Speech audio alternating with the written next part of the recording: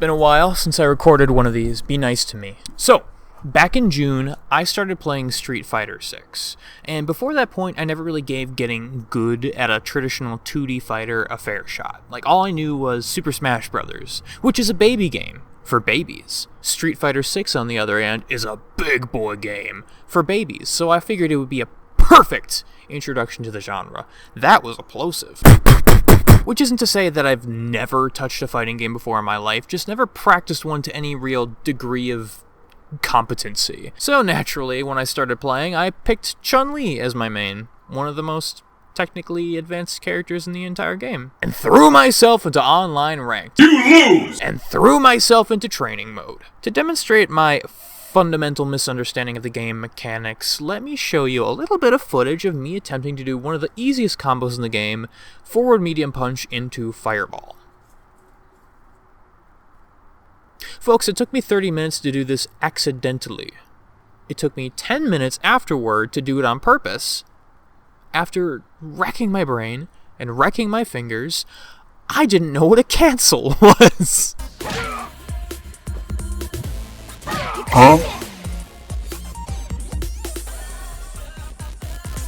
Huh?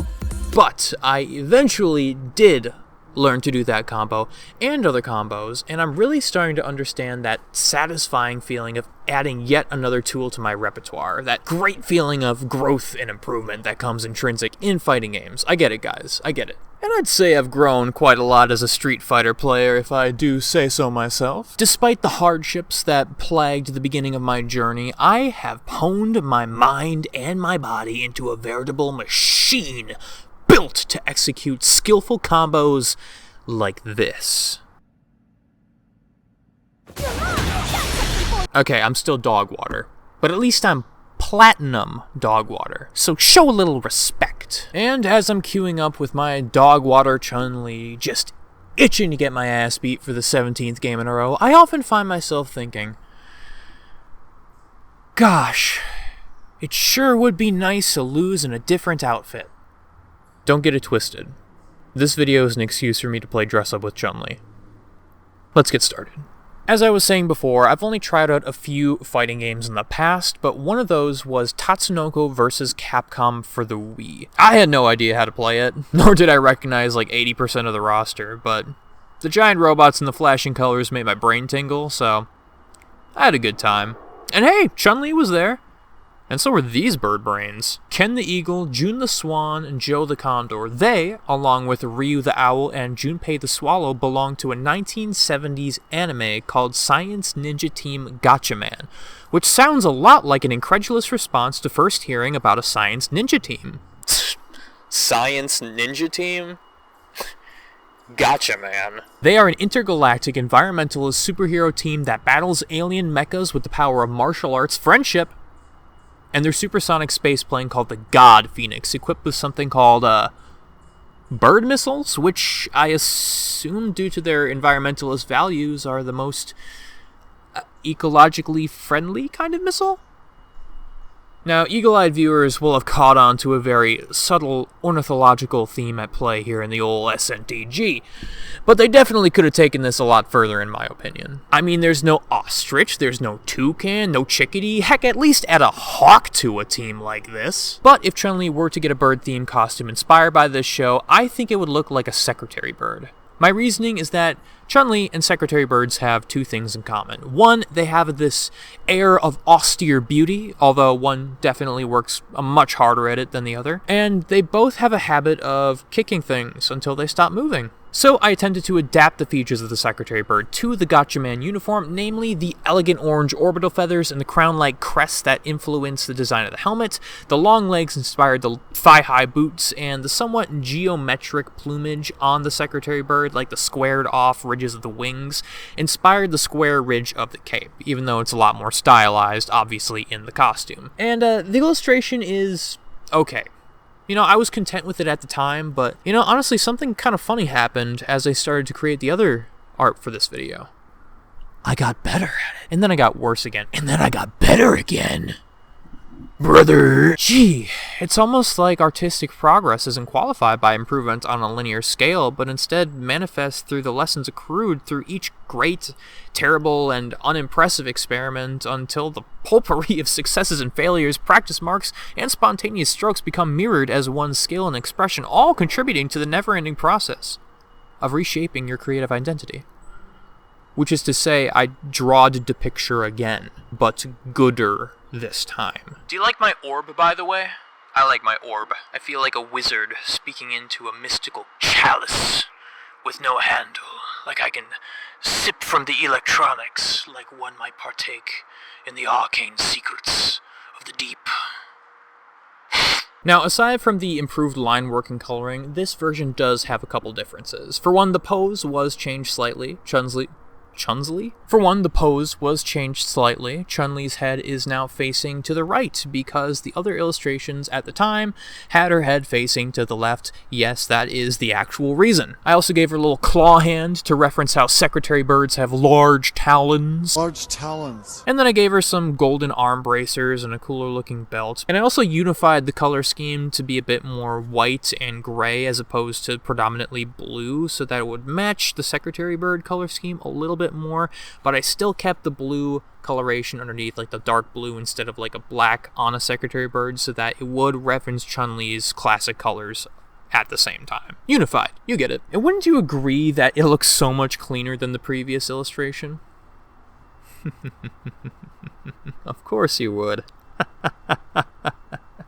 But yeah, I absolutely effed up on that one large talon. Large talon. So I had to paste over it with some other paper and then redraw it on top, but it looked really noticeable having that there, so I basically just cut up a lot of different slices of paper with an X-Acto knife, pasted them on. It actually ended up giving the piece a really interesting aesthetic. I really like it. It's very collage-like. Now, that technique is actually more of an evolution from something I learned from a previous piece that we'll get to later in this video. The piece I learned this from came previous to this remake, not the original, though that piece itself is the original and not the remake. The original of the later drawing, which has its own remake, mind you, came after this original, but precedes this remake. Trust me, it'll make sense later. We're moving on. Folks, let me tell you a little bit of something about myself. I love it when fighting game characters have an alternate costume that's just them in casual clothing. Like, yeah, dude, I get it. You can shoot fireballs out of your hands and everything, but are you really gonna wear that dirty, sweaty karate gi to the grocery store? I don't think so. And Chun-Li has had a few casual looking outfits throughout the years, but to my knowledge, none of them have made her look quite as much like a pineapple as they ought to. So I made this. Now that is an outfit that you can put together for $70 at Marshall's, except for the pineapple slice bracelets. I'm pretty sure those are custom. Yeah, there's not a whole lot to say about the conceptual side of this piece. I wanted to make an outfit that's colorful and fun, and I like pineapples. That's it. Pineapple shirt, pineapple earrings, pineapple hair, and then like a couple like solid colored, different colored accessories to keep it from looking too tacky, but you know, you can still wear this to the grocery store. Mind you, you're going to get some weird looks if you do not walk out of there without at least a bag of charcoal and some margarita mix. I don't make the rules. But as far as the execution of the piece itself, much like the Gotchaman outfit, this originated as a marker illustration, which I messed up on, and so I had to change course a little bit, and this time I decided to fix it using acrylic paint, which is a medium I am not very good with. And so it ended up being a mistake that I had to paint mistakes over, and then more mistakes were painted over those mistakes until I finally got mistakes that looked more like successes. But yeah, the hands, especially the right hand, you can shine a light through the image and see, based on how dark it is, how much I had to go over it with more paint. It's kind of ridiculous. It's almost topographical. It looks like a topographical map. Oh yeah, and I did say pineapple hair before. I did want this ponytail to resemble pineapple leaves. Now the botanists in the audience will recall that pineapples only have one leaf stalk on them, not two. So I don't know what I was thinking with that. I'm sorry. I'm sorry. But despite the odd choices and the odd proportions and the mess that it took to get to this point, we made it. And I like it. And I did not remake it. However, I did have a lot of extra paint at the end of it.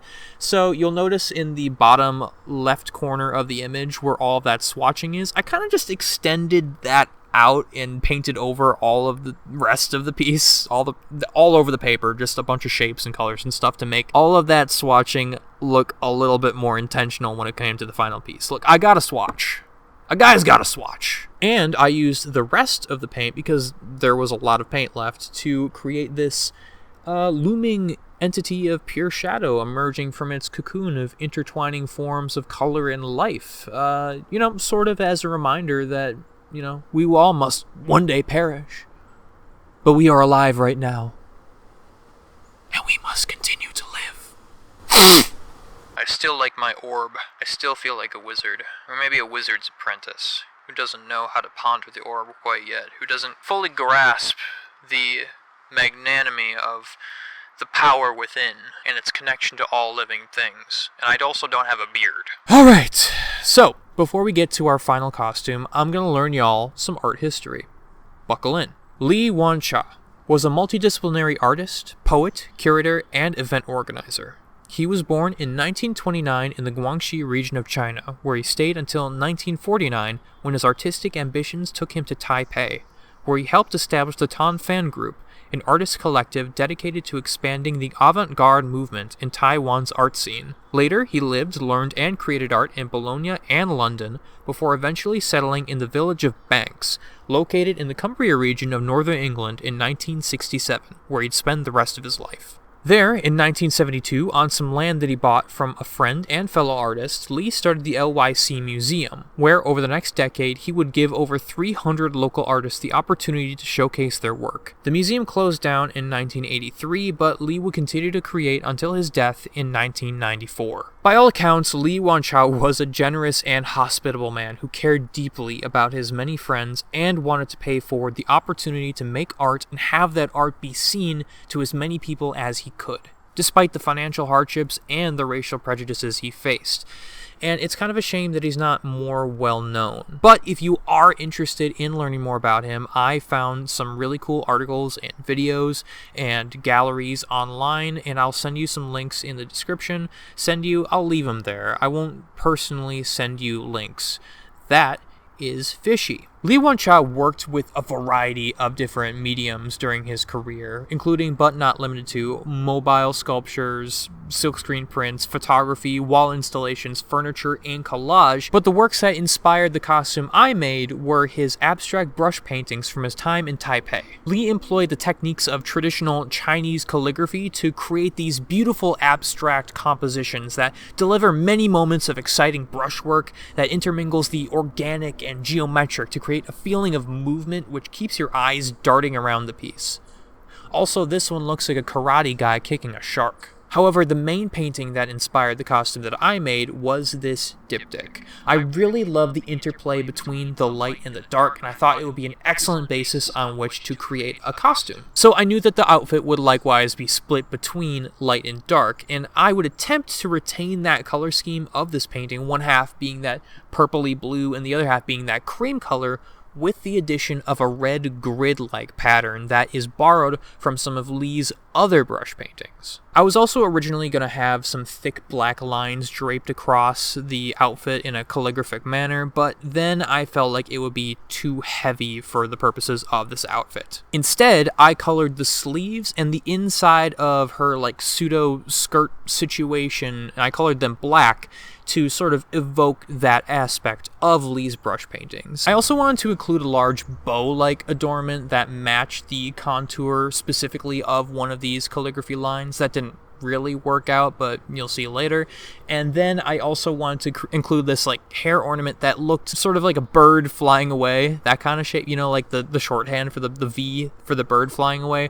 That shape appears in a lot of Li's later sculptural work, so I thought it would be a really cool reference to put that in there. But eventually I got bored with all the planning, and I just wanted to throw myself into the final image, It didn't matter that I didn't have a pencil sketch or any line work to speak of, or even a fully realized concept. And of course it didn't matter that I was attempting to go full in with these acrylics that I had a terrible time with. What could possibly go wrong? Okay, it's not the worst thing I've ever made in my life, but to me it's sort of like the visual equivalent of how my breath tastes when I wake up in the morning. Like, oh, that's stale. Yeah. But you can kind of see what I was going for, at least. Like, the patterns and colors are at least close to their intended purpose, but the bright bits aren't nearly as vibrant as I wanted. The solid mass of black that surrounds and outlines the entire thing is completely overpowering and flattens the entire image, and the whole thing just looks like mud. And not the good kind, either. What does that mean? I don't know. Also, I did the proportions so bad that I actually needed to chop off the head so she didn't look like one of the aliens what made the clone troopers. I also messed up on the left foot. I mean, I messed up on the entire piece, but I especially messed up on the left foot. But then I got the bright idea to paste some paper on top of the mistake and redraw it and repaint it on top of there. And that's exactly where I got the idea for the Gotcha Man costume when I redrew the large talon. Now you get it. We came full circle. I told you. You didn't trust me. You gotta learn to trust me. I'll never lead you astray. You trust me. Come on. Subscribe. I'll trust you. You can trust me. Subscribe. But speaking of feet, But speaking of that foot in particular, I tried to paint these weird multicolored gems on the even weirder looking sandals. They were supposed to evoke these very vivid, colorful shapes that are in the background of the paintings in the diptych, but those colors were only found in those very specific spots, and it made the entire image that already looked quite bad even worse, even tackier, even weirder looking. And I had a bunch of extra paint left over because I never used them in any other spot. So I just painted another thing and I made this cool skull, which looks way more awesome than the original thing I was trying to make, and it took me less than an hour. The other thing took me 4 days. So yes, the creation of this image did eventually lead to a cool skull painting, and it introduced me to the concept of covering up my mistakes. And yet, the best compliment that I can pay it is that it inspires me to brush my teeth. But even though this particular painting didn't work out in the end, I knew that the design had potential, so I tried again. I started by simplifying the design down to its core elements, which still left it pretty busy, but each of those elements, however busy they were going to have a lot more intentionality, thus more impact in the final piece. I also made a proper pencil sketch this time, taking my time to get everything looking exactly how I wanted to be before I started the line work. I changed the hairstyle, reshaped the dress, minimized or removed details that didn't flow with the rest of the outfit, and used markers, a medium I was actually comfortable with, to color the whole thing. And it turned out way better. It doesn't look that much like Chun-Li anymore, more like a goth Tinkerbell, really. And I still couldn't draw the right hand on the first try, go figure. But it felt great to have a fully realized design on paper, something I designed from start to finish and actually followed through and made it. It's a physical totem of my illustrative improvement, and I'm actually really proud of it. And what makes it even better is that I was able to make it in a single day. The last one took me 4. So, moral of the story, sometimes your so-called final image, it's just another rough draft. And that's life. Although, through the reassessment and recreation of this design, I may have accidentally stumbled on the defining characteristic, the defining concept of Li Yuan-Chia's work. The cosmic point to Li was the beginning and the end of everything, a guiding presence in the spatial and chronological participation of the art object. The cosmic point would often manifest as a single point within the image, and it would guide the eye through the piece, and the piece in turn will return the eye back to the point. And I think I was able to achieve this completely by accident, mind you, by just paying closer attention to how the forms of the figure were interacting with one another. For example, the spirally hair curves up and around the contour of the head, following the angle of the right arm, which drops us down to the bottom of the dress, launching up by those curves all the way back up to the top where everything begins again. Except for this video, which I am now ending so that I can play more Street Fighter 6 on my personal computer. Deuces gooses.